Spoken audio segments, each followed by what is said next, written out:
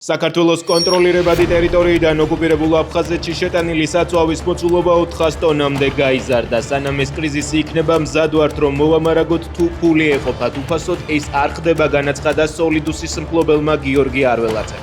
მათ ბენზინი კომპანია რეპსოლისგან შეიძინეს, რომელიც ბენზინგასამართის სადგურის კონექტის მფლობელია. ხმარდება თუ არა საწვავი მოსახლეობას და ხომ არ ხდება რუსული სამხედრო ბაზების მომარაგება. რომან გოცირიძე წერს, რომ ოკუპირებულ ტერიტორიაზე საწვავი საქართველოსა და რუსეთის ხელისუფლების ორგანიზებით შეიტანეს.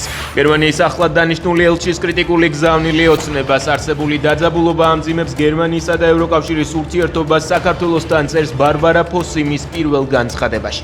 დიპლომატიური საქმიანობა საქართველოში მან გუშინ დაიწყო. ძალიან რთული აღმოჩნდა პოლიტიკაში ყოფნა. ოზურგეთის მერი ადგილობრივებს Facebook პოსტით დაემშვიდობა და თანამდებობა დატოვა. პაატა კუნჭულია წერს, რომ გულდაწყვეტილია, რადგან თანამდებობის პირებისგან შესაბამისი მხარდაჭერა ვერ დაინახა. მიუხედავად ამისა, კუნჭულია აცხადებს, რომ ყოველთვის იყო და სულ დარჩება ქართული ოცნების ერთგულ რიგით ჯარისკაცად.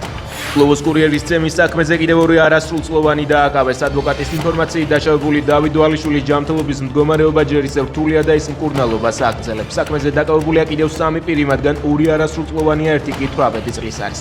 მათ აღკვეთის ღონისძიების სახით პატიმრობა აქვთ შეფარდებული.